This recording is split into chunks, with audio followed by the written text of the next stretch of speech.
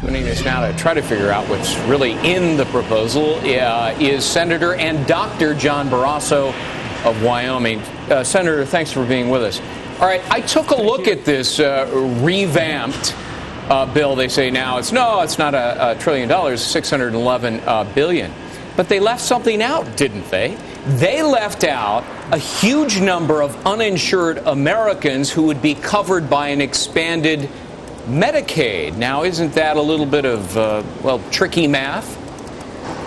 Well, it's astonishing whether they're using their magical calculator or voodoo economics, whatever you want to call it.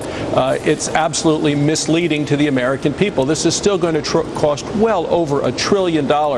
They've let out Medicaid, but I was back in Wyoming over the last week, even visiting with our governor. It is Medicaid that is crushing the budgets of the states all across this country.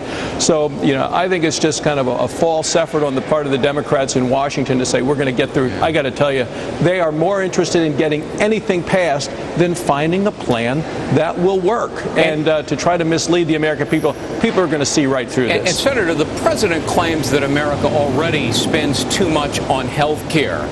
How do you spend $1 trillion more in order to spend less? Does that make sense?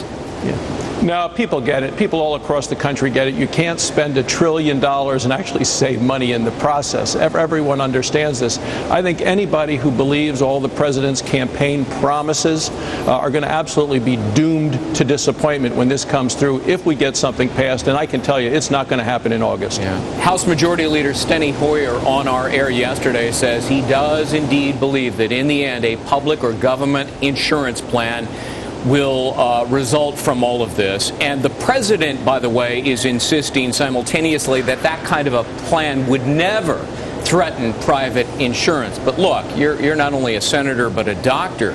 The government would have the power to dictate prices to hospitals and doctors, thus charging cheaper premiums than private insurers. Wouldn't that give the government, therefore, a dominant competitive advantage and eventually, perhaps, forcing out private insurers? Yeah, ultimately, you're absolutely right. A government plan will lead to a government takeover of medicine in this country, whether it's 3 years, 5 years. I can't tell you when that's going to be. In Australia, they do have a government plan, but you actually get less care. It covers catastrophe things, so it's for catastrophic care. Plus, that you go to the hospital, you end up in a ward, not in a private room, and you end up at the end of the line rather than the front of the line if you have private insurance, which is more expensive. So they deal with this in Australia by having a government plan that is cheaper, but you get less for your money.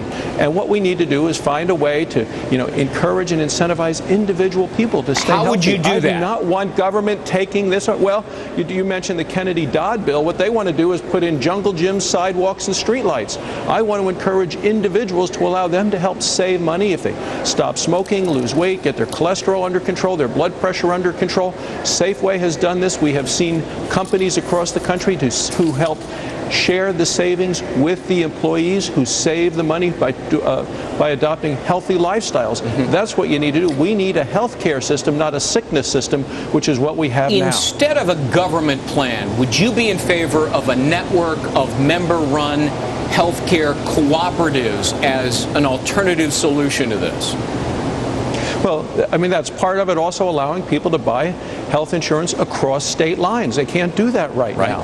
Allowing people to own their own insurance. If a family buys their own health insurance, they ought to get the same tax breaks that the large companies get. That's the way you get individuals more involved. People are very smart when it comes to spending their own money, but so many of the health care decisions that are being made don't involve money out of your own pocket. It involves insurance money. And, as a surgeon, my busiest week was always the week between Christmas and New Year's. One Christmas Eve, I did New Year's Eve, I did 8 operations because these are people who met their deductible for the year and wanted their free operation before the new season started with the deductibles. And these are people that are very sharp and very smart financially when it involves their own dollars, their own wallet, but they don't really care that much about the insurance companies. Dr. and Senator John Barrasso, thank you very much for being with us. Thank you.